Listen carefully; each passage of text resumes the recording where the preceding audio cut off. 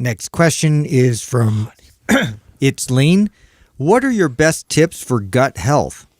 Rule number 1, maintain good motility. Okay, what that means is you want to have at least one full bowel movement a day, if not, 2 bowel movements a day. Now, I know a lot of people listening don't have a bowel movement every day. And in fact, even Western medicine, doctors will tell you it's perfectly normal to only poop every other day or once every 3 days. But really? Yes, they will. And the reason why they say that is because so many people are like that they're like, oh, it's perfectly normal. Now, here's why it's important. When you're not getting rid of waste on a regular basis, that can cause a situation where bacteria starts to back up and build in your small intestines. And you'll get something called SIBO, which is small intestinal bacterial overgrowth. Now, we didn't know much about this not that long ago. But today we find that a majority of irritable bowel syndrome issues is due to SIBO. So when they test people, so irritable bowel syndrome used to be this catch-all phrase where doctors didn't know what the hell's going on. So like, oh, you got stomach problems. We did an endoscopy. We did a colonoscopy. Everything looks healthy. Can't figure out what's going on. Irritable bowel syndrome just means really there's no cure. It's just here's your problem. You have a sensitive gut.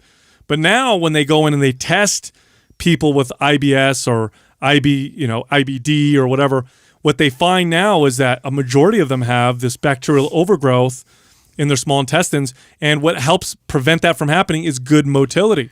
So I would say, number 1, eat in a way that promotes that, and if you find foods that reduce that, then maybe stay away from those. And by the way, if you're prone to diarrhea, that doesn't necessarily mean you have good motility.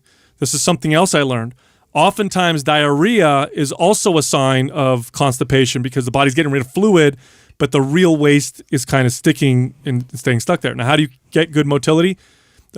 Individually, there's going to be foods that might bother you. Stay away from those. You'll probably know what they are. Diversity. Eat lots of well-cooked vegetables. This is important. If you want to improve your motility, vegetables can help, but cook them well. That makes it work even more. If you just eat a bunch of raw vegetables or not that much cooked vegetables, you might actually find more gas and distension and bloat. But if you boil them or cook them really well, that actually breaks them down enough to where you can eat a large amount and you have better motility. I think one of the keys to gut health is to first figure out what is potentially invading, right? So that normally if someone has, irritable bowel syndrome or gut issues or SIBO, it's like there's something that is affecting that you're consistently eating. And more often than not, it's the things that you gravitate towards the most.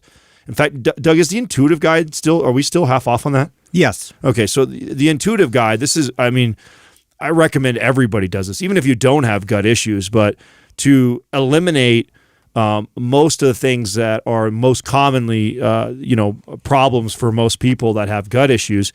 We show you how to kind of eliminate that, and then how to also slowly introduce, and then what signs that you're looking for. What am I trying to pay? And I think the first step to having a healthy gut is becoming aware of how your body can express it and understanding that we're all very individualized, right? So, I may have, let's say Justin and I both, let's just say avocados irritate both of our guts, but he may express it through headaches, and I might have my psoriasis flare up, right? So you can't just pair a food or pair an issue with somebody else's symptom that they see. You've got to know all the different things that you could be looking for, and then paying attention to when you introduce these foods into your diet. Are they affecting you in any of these ways? Right. I wanted to ask you, Sal. So based off of all this, like you mentioned about SIBO, does that mean I may be full of shit? Yeah. I know you are. Okay. No, SIBO comes back too. So if you're somebody that's had it before, and then you get better, and then your symptoms come back, you may have to treat the SIBO before. By the way, there are antimicrobial herbs that are over the counter that studies show are just as effective as antibiotic medications for treating SIBO.